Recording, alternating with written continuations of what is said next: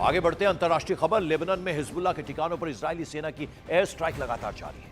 Israeli सेना ने Beirut के दक्षिणी इलाके में एक इमारत पर मिसाइल अटैक कर दिया। इसमें इमारत चंद ही लम्हों में जमींदोज हो गई। इजरायली सेना का दावा है कि इस इमारत को हिजबुल्लाह अपने निजी कामों के लिए इस्तेमाल करता था। आप देखिए किस तरह से एक बड़ी इमारत ताश के पत्तों की तरह भरभरा कर ढह गई। आप देख सकते हैं किस तरह से मिसाइल जो है वो इस तस्वीर में कैप्चर हुई है।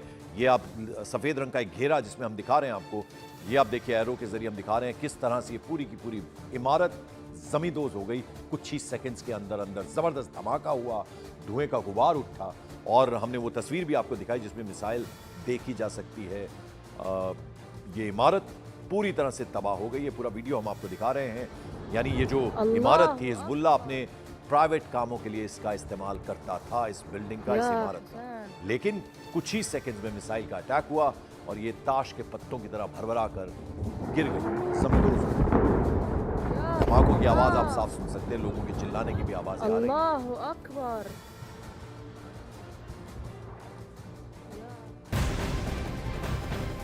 और इस बीच हिजबुल्लाह के चीफ हसन नसरल्लाह के उत्तराधिकारी हाशिम सैफुद्दीन की मौत की आधिकारिक पुष्टि कर दी गई है। खुद अब हिजबुल्लाह ने इस खबर पर मुहर लगा दी कि इजराइल के हमलों में हाशिम सैफुद्दीन मारा गया। हाशिम सैफुद्दीन हिजबुल्लाह की एग्जीक्यूटिव काउंसिल का प्रमुख था। वो पिछले 3 हफ्तों से मिसिंग था, लापता था। उसके लापता होने की खबर तब आई थी जब इजराइल की सेना ने लेबनान के दरिया में हिजबुल्लाह के इंटेलिजेंस हेडक्वार्टर पर हमला किया था।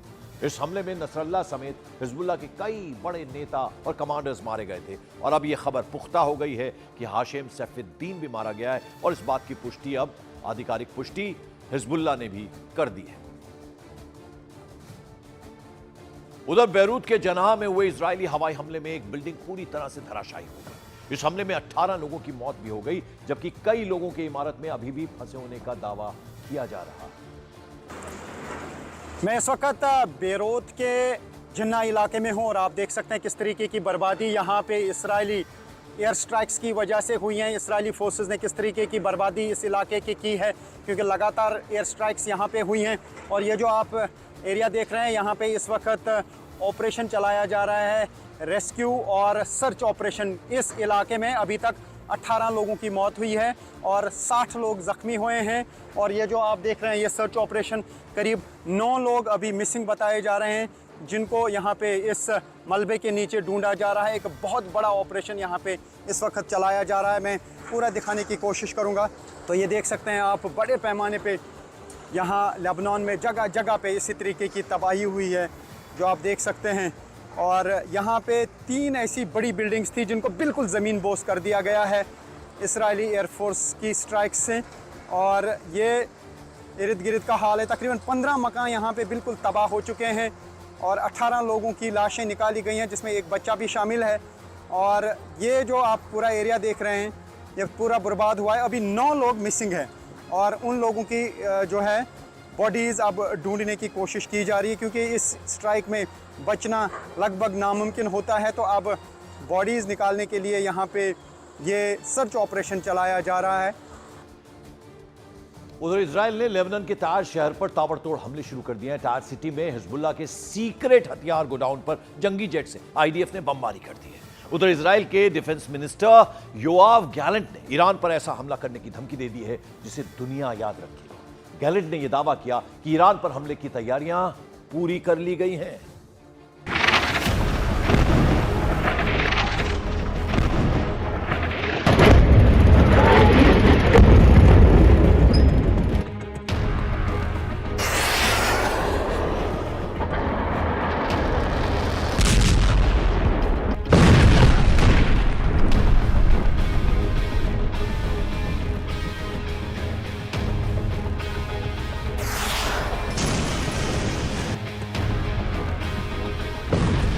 लेबनान का टायर शहर जल रहा है।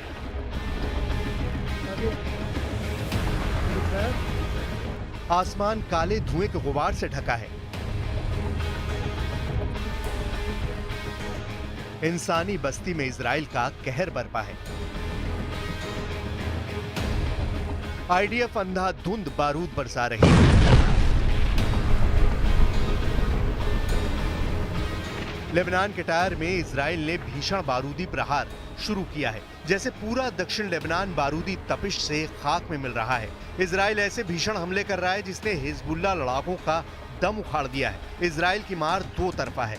आसमान से जंगी जेट से गोले बरस रहे हैं। जमीन पर आईडीएफ नसरल्ला आर्मी को दौड़ा दौड़ा कर पीट रही है।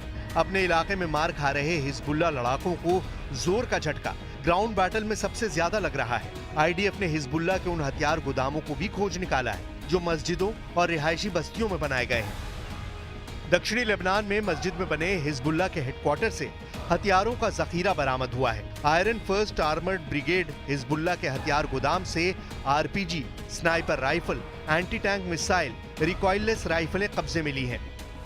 जमीनी लड़ाई में हिजबुल्लाह फाइटर्स इजराइल के ट्रैप में उलझे हैं। वहीं हाईटेक वॉर में इजराइल हिजबुल्लाह की टॉप लीडरशिप को चुन चुन कर मार रहा है। हिजबुल्लाह की एयर पावर को इजराइल ने करारी चोट पहुंचाई है। इजराइल डिफेंस फोर्सेस ने हिजबुल्लाह के ड्रोन कमांडर कहे जाने वाले टॉप कमांडर को मार गिराया है। יש מרכיב מפתח בתוך העניין הזה, וכל מי שינסה לפגוע בנו ייפגע, והדבר הזה נכון גם לגבי איראן. ואחרי שנתקוף באיראן, גם במדינת ישראל וגם במקומות אחרים, יבינו מה כולל תהליך ההכנה שלכם, וההיערכות שלכם, והמוכנות שלכם. इजराइल ने उत्तरी लेबनान में एयर स्ट्राइक कर हिजबुल्लाह की ड्रोन यूनिट के चीफ खलील मोहम्मद अमहाज को ढेर कर दिया है। खलील को हिजबुल्लाह की ड्रोन यूनिट 127 का मास्टरमाइंड कहा जाता था। अमहाज हिजबुल्लाह की एरियल यूनिट का एक्सपर्ट था, जो कि एक्सप्लोसिव और इंटेलिजेंस इनपुट इकट्ठा करने वाले यूएवी के डेवलपमेंट और उसे लॉन्च करने तक का इंचार्ज था। इजराइल की मचाई तबाही ने लेबनान के कई शहरों को खंडर बना दिया है। बेरूत के जनाह में तो बहुमंजिला इमारतें कब्रिस्तान बन चुकी हैं। मैं इस वक्त बेरूत के जन्ना इलाके में हूँ और आप देख सकते हैं किस तरीके की बर्बादी यहाँ पे इसराइली एयर स्ट्राइक्स की वजह से हुई हैं। इसराइली फोर्सेस ने 3 ऐसी बड़ी बिल्डिंग्स थी जिनको बिल्कुल ज़मीन बोस कर दिया गया है इसराइली एयरफोर्स की स्ट्राइक्स से, और ये इर्द गिर्द का हाल है। तकरीबन 15 मकान यहाँ पे बिल्कुल तबाह हो चुके हैं और 18 लोगों की लाशें निकाली गई हैं, जिसमें एक बच्चा भी शामिल है। नेतन्याहू का पूरा जोर हिजबुल्लाह की लाइफलाइन कट करने पर है। वहीं जब से इजराइल ने ग्राउंड ऑपरेशन शुरू किया है, लड़ाका ग्रुप ने रिहायशी बस्तियों में ठौड़ ले रखी है। इसी वजह से आईडीएफ ने उन ठिकानों में सर्च ऑपरेशन चला रखा है जहां Nasrallah army war command centre बनाकर छिपी है। हिजबुल्लाह के इन हिडन कमांड सेंटर्स पर आसमान से आईडीएफ बम बरसा रही है।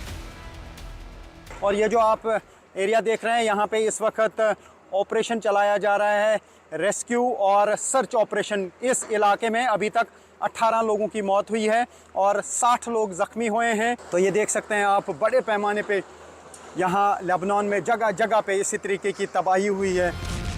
इजराइल की विस्फोटक हमले का दमदार पलटवार हाइफा, अपर गलीली और सेंट्रल गलीली में देखने को मिल रहा है। हिजबुल्लाह की तरफ से यहाँ 2 मिनट में 25 रॉकेट की बौछार की गई।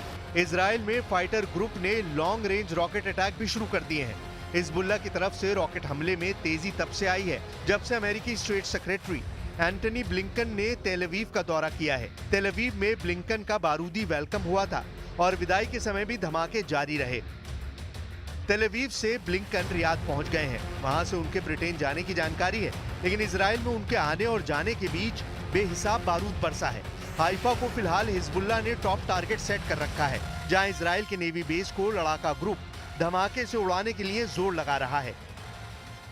मैं इस वक्त हाइफा पोर्ट पर खड़ा हूं और ये पोर्ट हिजबुल्लाह के मिसाइल और रॉकेट के निशाने पर हमेशा होता है और ड्रोन भी यहां पर हमला करने की कोशिश करते हैं।